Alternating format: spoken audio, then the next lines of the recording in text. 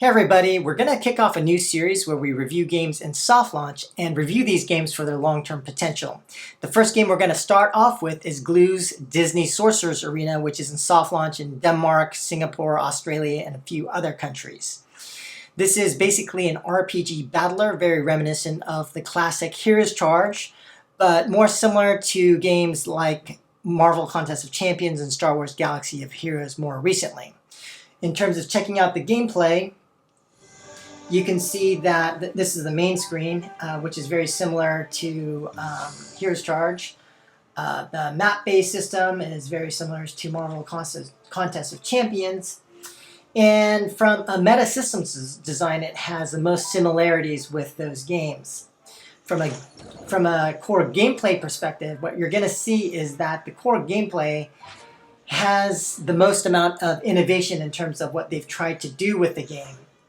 So as you can see from the screen below, essentially the system that they use is something like trying to integrate Clash Royale into the battle system. So it's not turn-based, it's real-time. You have cards that basically are the spells, and then when you have enough mana, you choose what spell to cast. Also, there is this notion of grids and kind of lane-based battles, so these 3 lanes with different grids. And so there is a little bit of additional strategy with respect to how you play your cards and where you play your cards. So it's a little bit of additional strategy that we'll talk about further in the video ahead. Please keep in mind that soft launch games are under constant change and can undergo very dramatic pivots. So be ready for that. However, soft launch games are interesting to study for a few key reasons. One, they can show you what actually doesn't work as features in the games that you see are kind of swapped out. Secondly, you can kind of get a flavor for what's coming to the market soon. And third, you can get a sense for how different game companies optimize their games in terms of update cadence, the type of experiments they run, and how these companies react to games under different types of performance. Final note that I want to mention is that it's actually very easy to be a critic, especially if you're an unemployed YouTuber such as myself, but very difficult to launch a successful top-grossing game. So I just want to highlight that while I have been critical about Glu in a recent podcast and here in this video, the feedback that I give is actually trying to come from a place of good intentions, trying to highlight issues and problems so that they're not repeated in the future. Also, that CrowdStar team at Glu are a bunch of superstars. If those guys ever gave a talk, I would be there taking notes. Those guys are fantastic. And, certainly a guy like me has a lot to learn from Glu. And so while I am critical, again, in this video, please remember it's coming from a place of good intentions. And with that, let's go.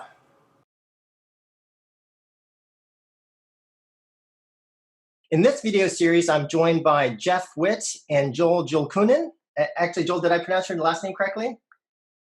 That was great pronunciation. Okay, and today we're going to cover Disney Sorcerers Arena, which has been in soft launch for a little bit. But I wanted to start off first by talking about your high-level thoughts in terms of the game. Jeff and Joel, what do you guys think? This seems like kind of like a kitchen sink of a game with so many different things from different types of RPGs thrown together. That's problematic on itself, but really what just gets me is just terrible early game balancing that even if a player really likes the game, it's going to be hard for them to really dive into it. And I think it poses a lot of long-term challenges as well.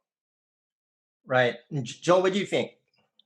Yeah, I kind of agree. I also see the balancing as a big issue. First-time user experience might be a bit too complex for, let's say, casual audience who might be kind of drawn into the game because of the IP.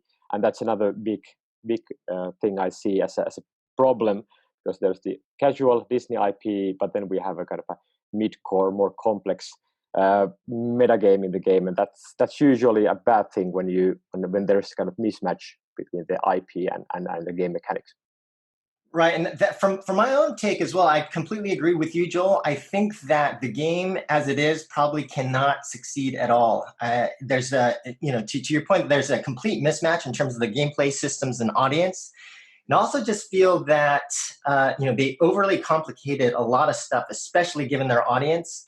And also just the production value, to me, just wasn't very high. It seems like, I don't know if they outsourced to, an art studio in a lower cost country, but it just didn't seem to have the quality that I would expect given the pedigree of that team. And then Glu had their earnings call, and they said they were also delaying the launch, and I think that pretty much shows in the current game. So I also wanted to just show folks in terms of like what we're seeing from a financial perspective and the performance of the game. When we look at Sensor Tower, and the game is in soft launch, so it's not going to be launched in every country, but we can see that in the countries that it is launched, if you see my screen, that looks like most of the downloads are in Australia, and that the game actually is not generating very much in terms of downloads or revenue. The other thing that you can kind of see when we look at the soft launch data is that the game, in terms of downloads, it doesn't seem like they are pushing very, very many installs at all. So if I switch to a daily view, here you can see that there seem to have been 1, 2, 3, 4, maybe 5 pushes. But when they did push traffic, they didn't push very much traffic. And generally what that means is that when you're not pushing a lot of traffic, you're trying to make big changes, because in order to detect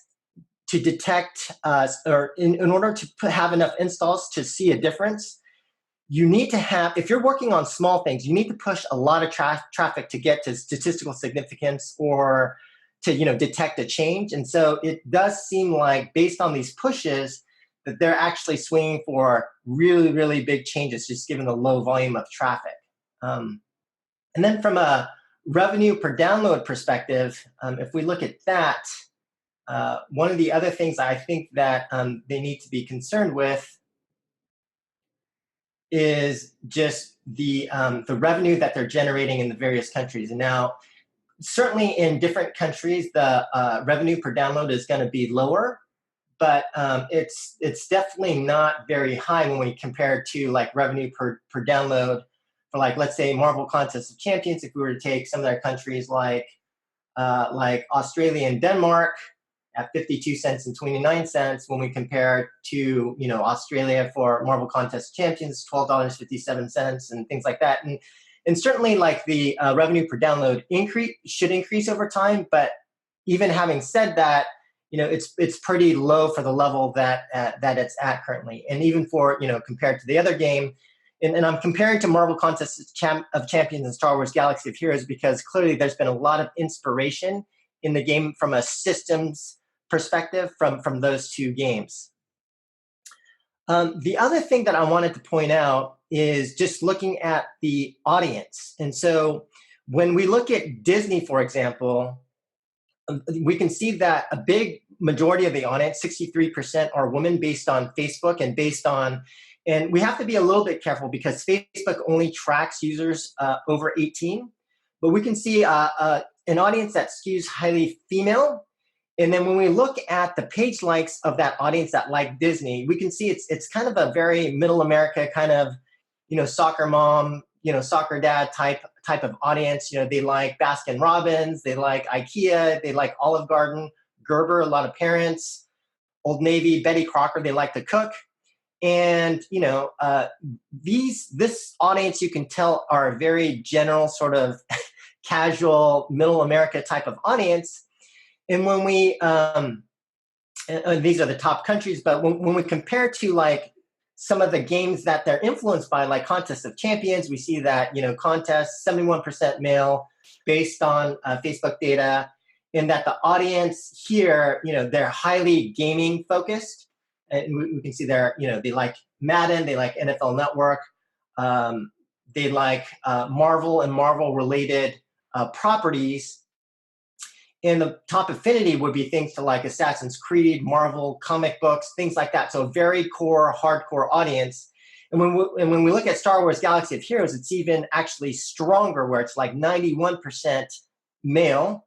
And again, we see a similar sort of demographic in terms of an audience that really, really skews towards, really liking that specific IP. So a lot of the page likes from a category and a page likes perspective is really focused on Star Wars. So they're an audience that loves the brand and that will pay for Star Wars characters, as opposed to like this, highly female audience that's really about like Betty Crocker, Sonic Drive-In, Baskin Robbins, and things like that.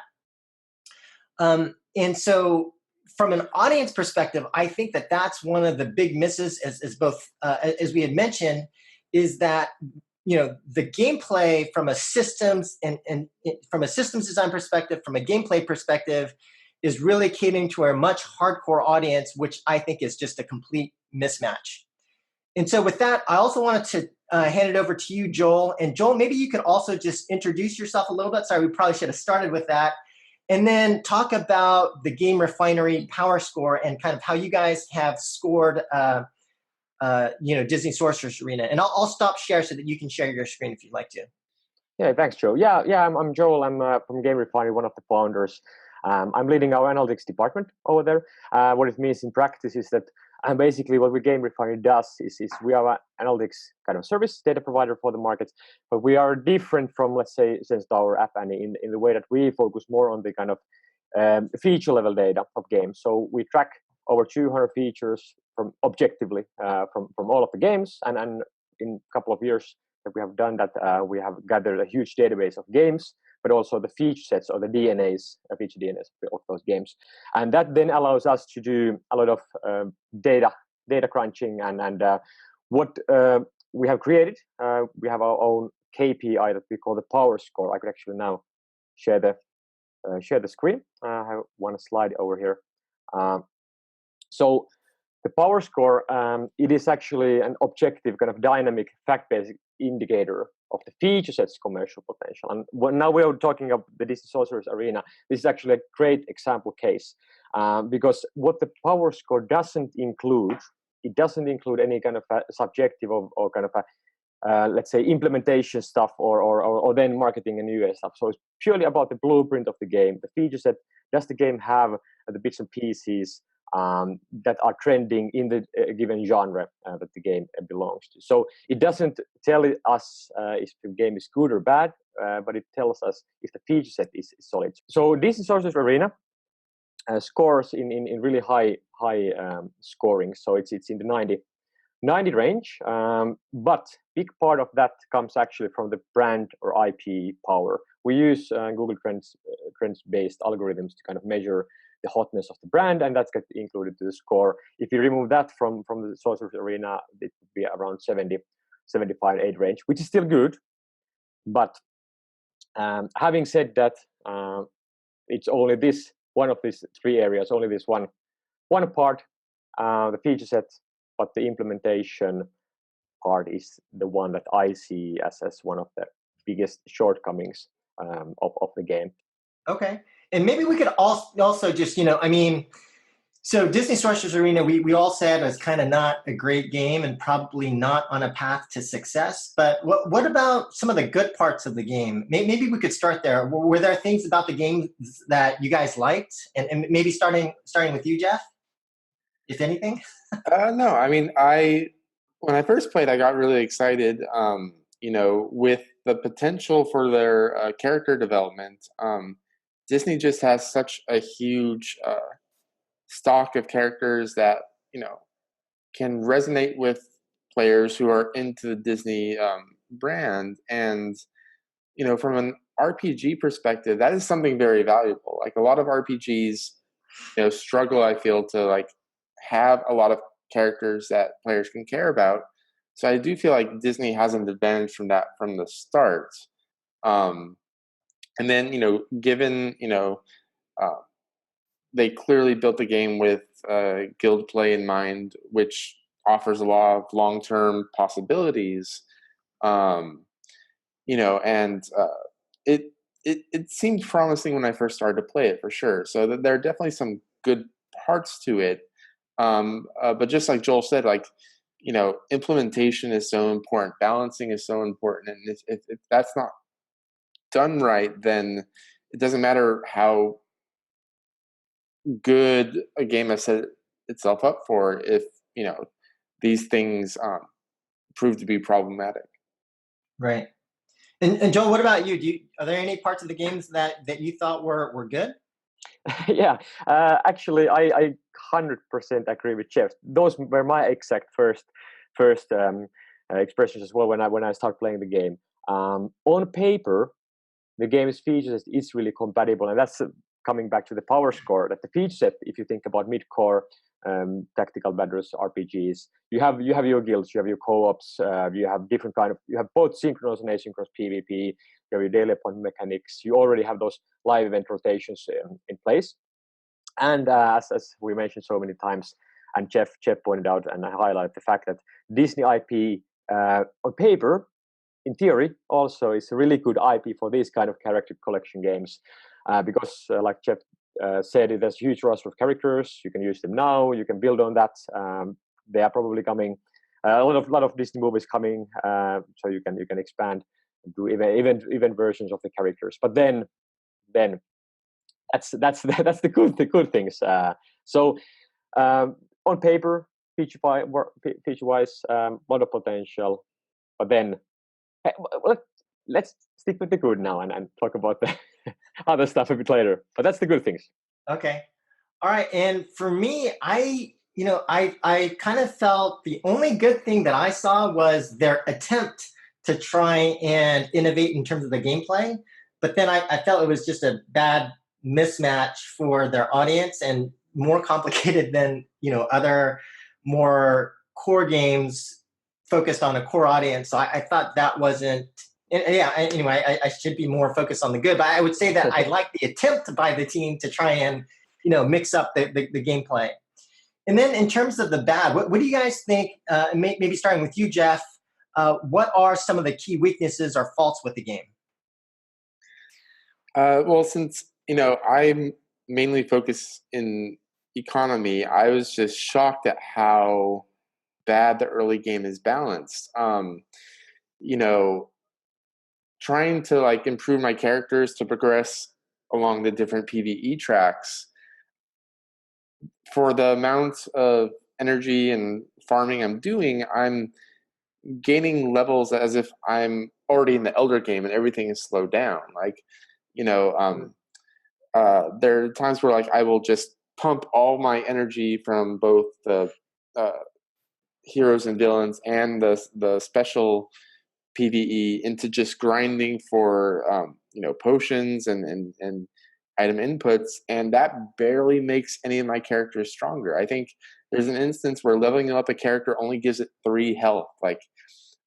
This is so bad when you're trying to get deep into a game to hit such a uphill climb within the first 15-20 minutes of playing, and that by itself was shocking. Also, I like you said, Joseph, I agree that using the Clash Royale sort of gameplay style in PvE is super interesting.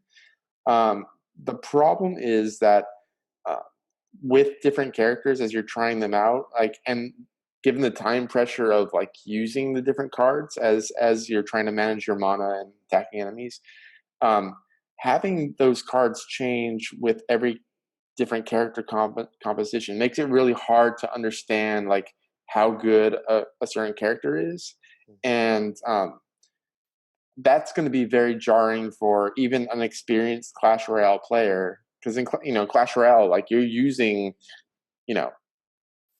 when you use a card, the set of cards that you're going to be using is a lot smaller, and you're going to more easily become knowledgeable about them. But when each character in Disney Sorcerers Arena has their own set of cards, and those are changing as they're swapping out different characters, it's going to make it much more difficult for a player to understand what these different cards do.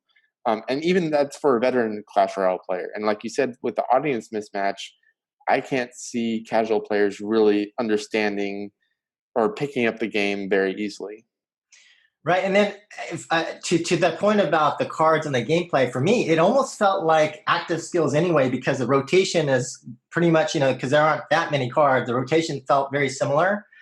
So I didn't, it didn't feel like the strategic depth that they were going for didn't feel like it was there. And you might as well have just had active skills with the heroes, in my opinion, because it just kept on the same sort of cycle, at least from when you're using the same roster of characters, at least from my perspective. Yeah, pretty much. And then did you have any thoughts in terms of like the balancing of the cards? Because it did feel to me also that even the card balancing or the spell balancing was a little bit off, where that meteor thing was just like one shot kill, and then more other cards that cost more had very little impact on the enemies. Yeah, I mean, I quickly learned like some cards were definitely better than others, but besides card balancing, there's also they make it a point to have the positioning of the cards be be important. And some cards I felt like it looked like it should be affecting multiple enemies because of how I'm dragging it and stuff like that, but it would still only hit one enemy. Like it was very unclear how some cards interacted with the board and with other enemies. And that's something you just have to learn by playing, which again, in the early game is going to be hard for players to pick up when they're trying to pick up all this other stuff. Right. Joel, what do you think? Yeah, I kind of divided the bad points in two different sections. The one actually touches the core gameplay, what you guys already talked about. The mix of kind of Clash Royale, recharging mana, energy stuff, seeing battle or tactical grid, and then making it sideways. The thing is that how it plays out here, it's like Joe, you said that they have tried to do something new, kind of a new way of Clash Royale core gameplay. But in Clash Royale, the good thing is that because the area that you are deploying your troops and playing the cards, it's kind of much more flexible and big in terms of what you can do over there, and there are a lot more tactical depth to it. Here, you have your characters and you use your skills, and it always becomes kind of a sluggish grind that both sides clash in the middle of the grid, and then you have your healers in the back, your tanks on the front, and it doesn't seem, at least in my experience, it didn't have that kind of I call it the rock paper scissors balancing. Clash Royale has it. Okay, I have these cards. These work well against those decks and meta elements, or the kind of so the balancing in the Clash Royale is kind of top notch, and it allows for a rich kind of a deck meta to be built in the game, and it keeps the game exciting and fresh, and anything can happen, and it's quick paced, and there are always those tactical things that you can do. And in my opinion, this game kind of lacks all of those because of the pacing being so slow, and like I said, all the action is happening in the center of the screen, so you're not kind of doing that kind of tactical maneuvers. So that's the kind of why I myself didn't like the core gameplay after a couple of minutes of trying it out. So that's one thing. And then the other, I would say, even a bigger one is that we already touched here is the meta problem. I'm just talking about the misfit of the casual Disney IP, and then the clearly mid-core metagame, more complex metagame elements. So if you think about it, the casual audiences or people that kind of are more likely to be attracted to the Disney IP will most probably be struggling getting their head, like Jeff said, about how the cards work, how to improve your cards, and then grinding for a couple of hours and getting 1% more health or something like that. It's a bit stuffed first-time user experience, confusing UI, UX. So that's the problem for the casual audiences. And then if you think about the mid-core audiences who are used to these kind of mechanics, I like to consider myself one of those players. And for me, the IP is more of a kind of a thing that pushes me away from the game. So if I collect some characters from the Disney franchise, and there's nothing wrong with the Disney franchise, of course, but myself, have more kind of emotional attachment to, let's say, Marvel characters. Like if I have an Iron Man collected or Spider-Man, than some cartoon character from some new Disney movie that I don't kind of have, I'm not too familiar with. So that's the kind of the second I would say the shortcoming, the IP, casual IP, mid-core meta mismatch. Right. Yeah, and just to, from my perspective, yeah, I think that fundamentally is the biggest problem with the game, is that the gameplay and meta mismatch. So they've got a mismatch in terms of the gameplay in that it's way too complicated for a casual audience.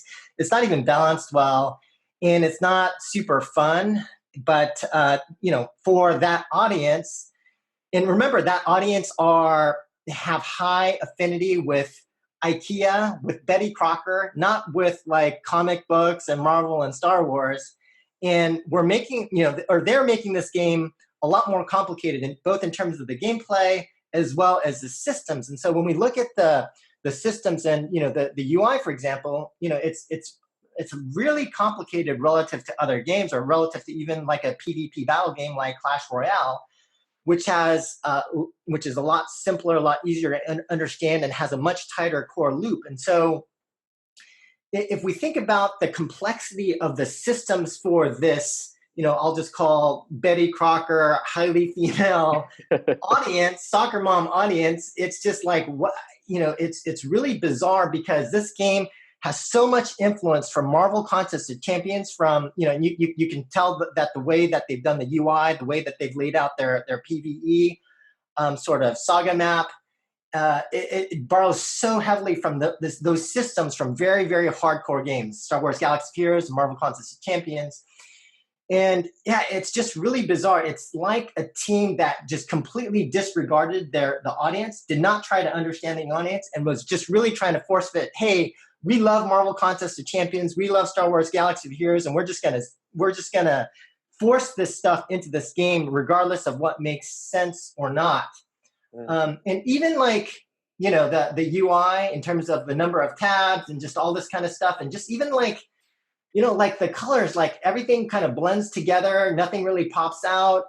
I think that even from an execution perspective, the art style, the UI UX, it's just kind of sloppy. And then also from a sales and merchandising perspective, you can see here is that for this casual, highly female soccer mom IKEA audience, you've got like these, pretty high price points, I would say. Like they should be starting with much lower price points for that audience, just to get them in terms of the initial things that they're seeing in store. And even the stuff that they see in store, it's like, it's not obvious, for example, like here, there's actually like a 10x value in terms of these packages, but it's very unclear. It's not really clear what you get. Whereas, with Clash Royale, for example, it's very clear that you're getting like a ×5, ×3, ×4 type of value on what you're buying. And then Jeff, did you add this here? Did you want to make a point on this? Yeah. I mean, they say it's 10x value, but it really doesn't feel like that. If you look at like what is involved in the pack, again, like, playing the early game, I was just shocked at like how little you get when you're actually engaging in PvE. Like I would spend, a full energy bar, more than a full energy bar, to just grind PvE because I want to make my character stronger. And a whole energy bar would maybe give me enough potion to upgrade a character from level 12 to 14, which seems just so grindy so early. And so you look at like what they're offering, and yeah, it may look good, but once you understand how hard it is to make your character stronger, you realize that, okay, even if I buy this and get this new character, I still have to level that character up, and it's so hard to do that. So their early balance is making these sales less desirable for someone who's chosen to stick with the game in the long term. But from a presentation point of view, they don't do really a great job in showing everything you get. Like, you have to go into the sale to see everything. And right. Yeah, they're showing the percent chance, but like that whole layout is really kind of weird. And Yeah, it's not very well done. And to your point, Joseph, like the game's not very anchored because you have about 15 or 20 different places where you could buy stuff, and it's hard to know what the exact value is. Yep. Whereas in Clash Royale, like shown here, like there's relatively few things you could buy. So when you see a offer like this that packages these things in a much better presentation, the prospective value to the player is much more clear. Right, and I think that's a really great point. And by the way, you're the one that taught me that concept, Jeff, in terms of the price anchoring in store. But for them to like show a specific SKU that's clearly much more valuable than something else to kind of push players towards that specific SKU or for a specific segment of your audience. And so, yeah, I think everything just seems muddled, unclear, and for me, it's just a total mess. Yep. And then, did you want to talk about this? Yeah, just like I said, like, when you look at like, if you play Star Wars Galaxy of Heroes or other RPGs, like part of the game as you get into it is just really grinding for, character shards, XP items, equipment, stuff like that. And it will involve you spending like a ton of energy to autocomplete and get a lot of stuff. And, in the early game, like the rewards you get for what you do should be, kind of, it should be it should be satisfying to players. So like in this case, like I said, like I'm dumping all my energy to just grind, hoping to make my character stronger. I come back with, this is what it shows me, some player XP, gold, potions, character equipped items, which I already have 70 of because I've equipped all the ones I can, and they're useless now until I get more characters. And I get enough potion to barely increase this character's level from 12 to 14 or 11 to 13, which only gives me 20 more health. Like there's no satisfaction to leveling up a character because they rarely get stronger in a meaningful way. It's just so penalizing. And then, like I said, like, if you're a Disney fan and suddenly, you see one of your favorite characters for sale, this type of imbalance may prevent me from purchasing it, because even if I get that character, I know it's going to take a while before I could use them because it takes so long to bring that character up to where all my other characters. It's just this is the kind of balance I would expect when I'm level 60 or 70 in an RPG, not when I'm level like 10 or 15. And I think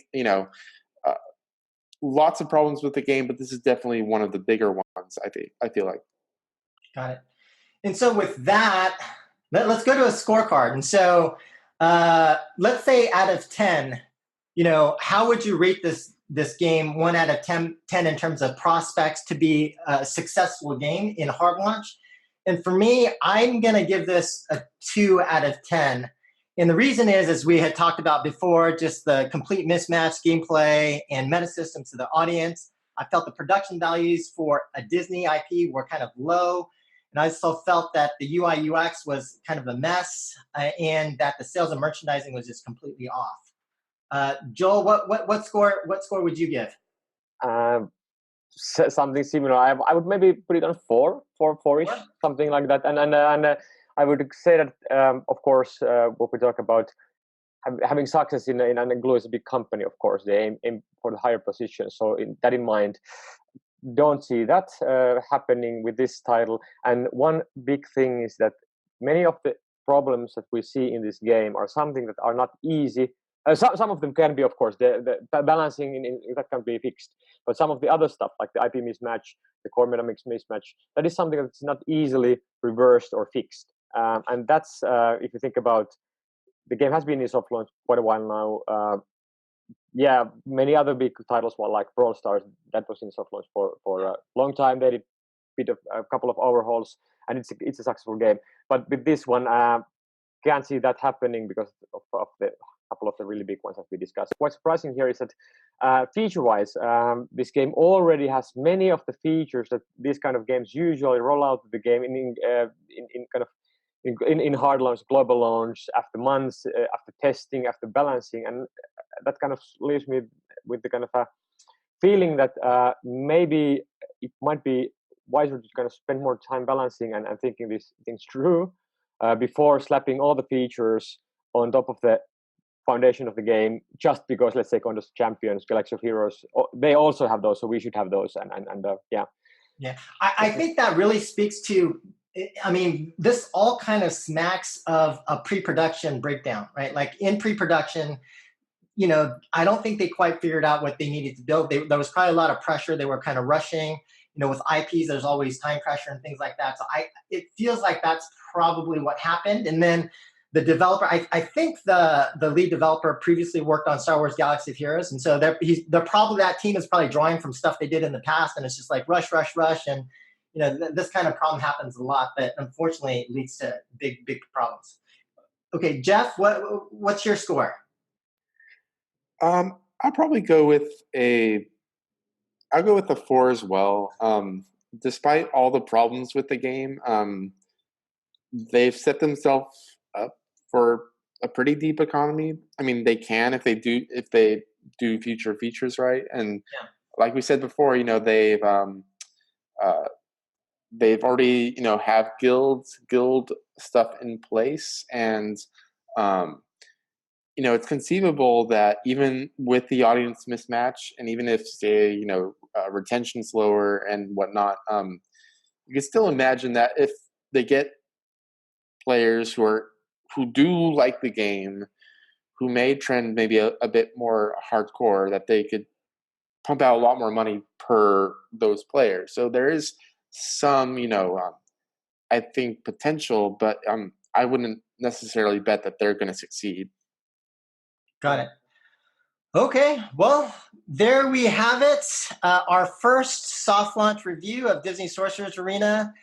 Unfortunately, this game in particular doesn't look like it's scoring very highly, but not to be too negative and like too harsh on that team. I mean, I really feel for those guys because making games is always really tough.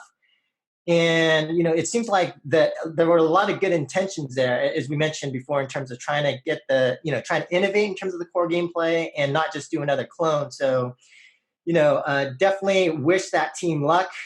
If I were them, my recommendation would probably be a hard pivot or to kill, rather than trying to continue down this current path, which doesn't, it doesn't seem like it's a good path. But besides that, any other final thoughts from you guys, Joel or Jeff? I hope that they if they decide to continue, I hope that they kind of pay attention to the points raised here, and of course I forgot to mention that even if we kind of highlighted the IP audience mechanics mismatch, we have a couple of examples like the Scopeless Looney Tunes games is doing rather well.